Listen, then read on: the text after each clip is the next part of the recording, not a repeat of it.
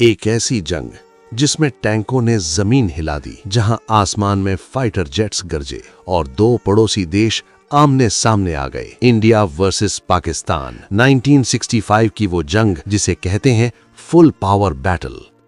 1947 के बाद से ही इंडिया और पाकिस्तान के बीच कश्मीर को लेकर तनाव चल रहा था। 1948 की पहली लड़ाई के बाद भी ये मुद्दा खत्म नहीं हुआ। 1965 तक आते आते पाकिस्तान को लगने लगा कि इंडिया अभी 1962 चाइना वॉर के बाद कमजोर है और कश्मीर को अब आसानी से लिया जा सकता है। पाकिस्तान ने एक गुप्त मिशन शुरू किया, ऑपरेशन जिब्राल्टर। हजारों सैनिकों को आम कश्मीरी बनाकर भारत में घुसाया गया। मकसद था कश्मीर में बगावत करवाना, लेकिन पाकिस्तान की सबसे बड़ी गलती यही थी। कश्मीर के लोगों ने उनका साथ नहीं दिया, बल्कि उन्होंने इंडियन आर्मी को ही जानकारी दे दी। अब इंडिया अलर्ट हो चुका था और यहीं से शुरू हुई असली जंग। जब इन्फिल्ट्रेशन फेल हुआ तो पाकिस्तान ने सीधा हमला शुरू कर दिया, ऑपरेशन ग्रैंड स्लैम। लक्ष्य था अखनूर, जम्मू, ताकि इंडिया की सप्लाई लाइन काट दी जाए। लेकिन इंडिया ने तुरंत जवाब दिया। इंडियन आर्मी ने इंटरनेशनल बॉर्डर पार किया और लाहौर की तरफ बढ़ना शुरू कर दिया। अब ये सिर्फ कश्मीर की लड़ाई नहीं रही, ये बन चुकी थी फुल स्केल वॉर।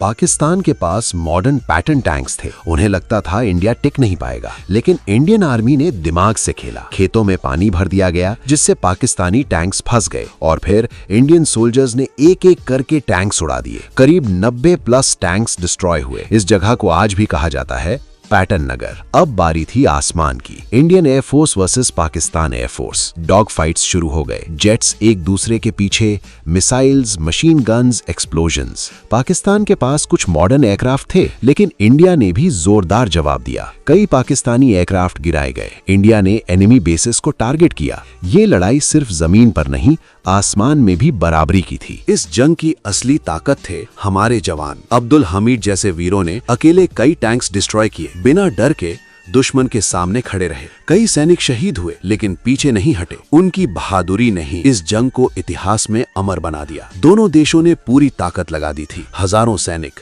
सैकड़ों टैंक्स, लगातार एयर स्ट्राइक्स। बॉर्डर पर आग ही आग थी। हर तरफ धमाके, गोलियां और धुआं। ये एक ऐसा समय था जब पूरी दुनिया डर गई थी कि ये जंग और बड़ी हो सकती है। आखिरकार यूनाइटेड नेशंस ने इंटरवीन किया और दोनों देशों को सीज फायर के लिए कहा। 22 सितंबर 1965 जंग ऑफिशियली खत्म हुई। कोई साफ विनर नहीं था, लेकिन इंडिया ने पाकिस्तान के प्लान को पूरी तरह फेल कर दिया। पाकिस्तान कश्मीर नहीं ले सका। इंडिया ने स्ट्रॉन्ग जवाब दिया। ये जंग एक मैसेज थी कि इंडिया कमजोर नहीं है। 1965 की जंग हमें ये सिखाती है कि ताकत सिर्फ हथियारों में नहीं होती, बल्कि हौसले में होती है। अगर आपको ये कहानी पसंद आई तो लाइक और शेयर जरूर करें।